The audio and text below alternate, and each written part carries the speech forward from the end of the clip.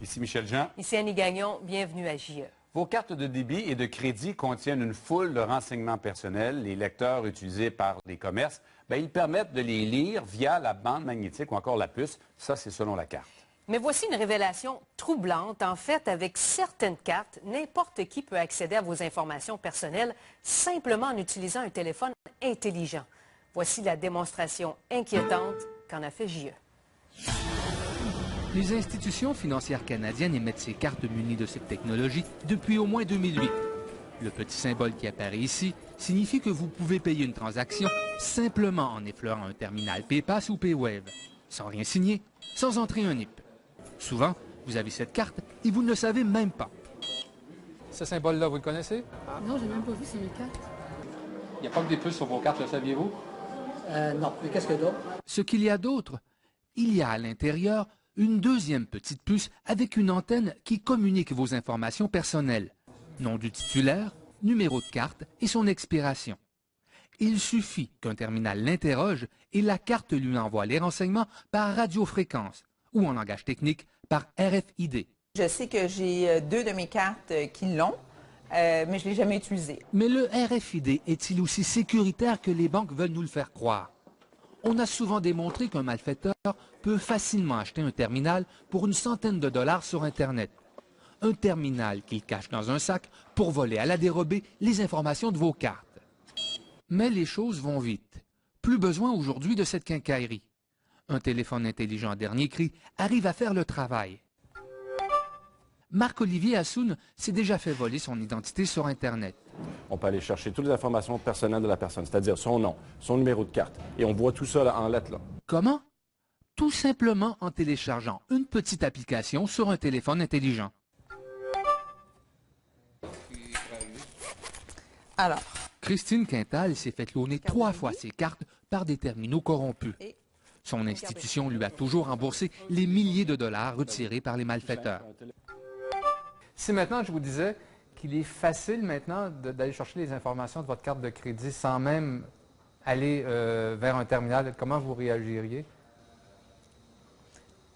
Je serais déçue parce qu'on nous fait croire aux consommateurs qu'on est protégé, que ce soit par notre NIP, les 3 petits chiffres en arrière de la carte. Grâce à l'application, nous recueillons toutes les informations de la carte de Mme Quintal.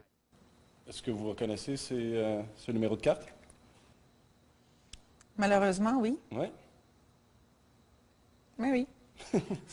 Même consternation quand nous avons démontré dans un lieu public jusqu'à quel point votre porte-monnaie peut être bavard. Oh, tu peux copier ma carte. Oh. Shit. Je suis flabbergasté, là. Je savais qu'il y avait des technologies pour pouvoir frauder, mais à ce point-là... N'importe qui peut juste frotter, tu laisses ça sur la table, puis ils vont faire semblant qu'ils te parlent, puis... En tout cas, c'est trop facile. Unsupported CC format, qu'est-ce que ça signifie, ça? Le petit logiciel que nous avions sur le téléphone lisait parfois des chiffres ou des lettres au lieu du nom. Mais une personne le moindrement habile arrive à les retrouver. Nous sommes dans un laboratoire de la Polytechnique de Montréal. Ici, on cherche à rendre plus sécuritaires ces types de cartes.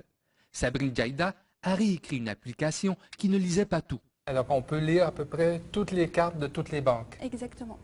Il n'y en a pas une qui vous a échappé? Non.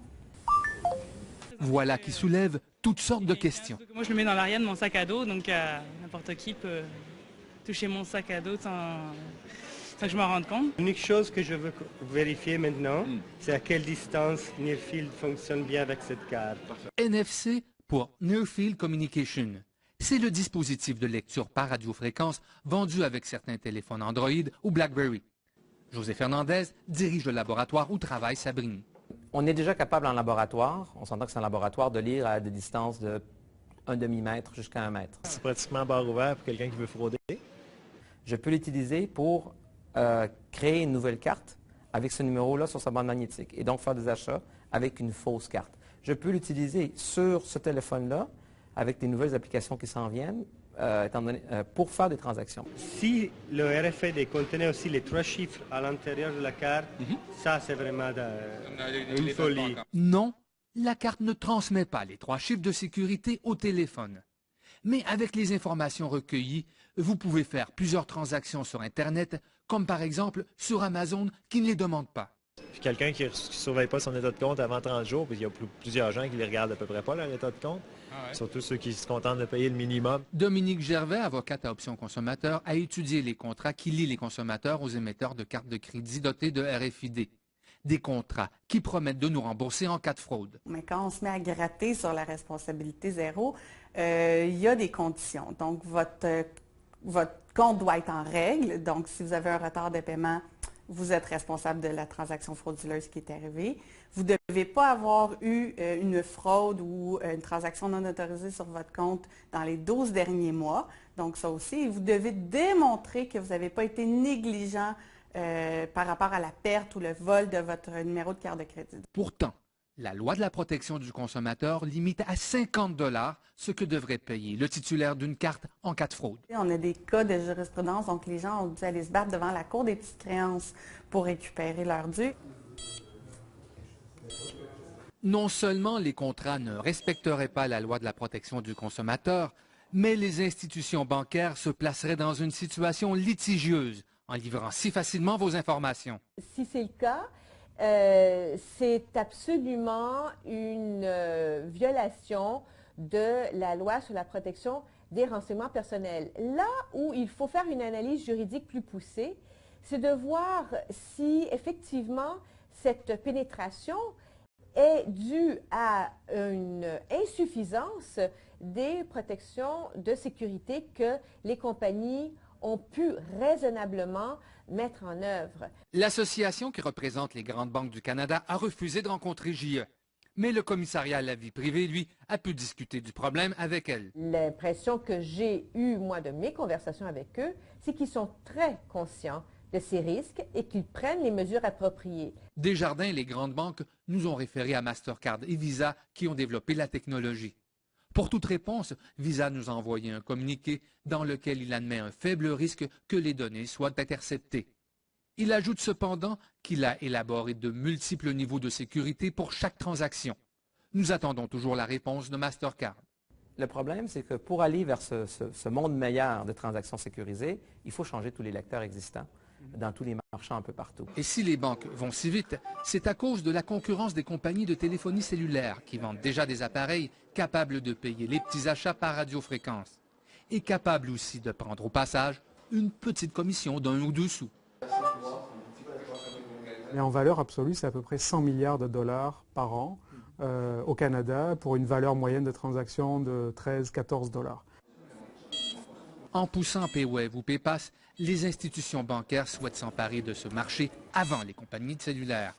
Et les gains anticipés dépassent les inconvénients qui pourraient survenir. Mais pour l'instant, je dois vous avouer que les fraudeurs sont encore en train de réfléchir. On n'a pas vraiment de cas très médiatisés de fraude à très grande échelle utilisant cette technologie, mais c'est qu'une histoire de semaines ou de mois. En attendant que les banques acceptent de discuter publiquement des faiblesses de la technologie, sachez qu'il existe des moyens simples pour éloigner les malfaiteurs de vos cartes.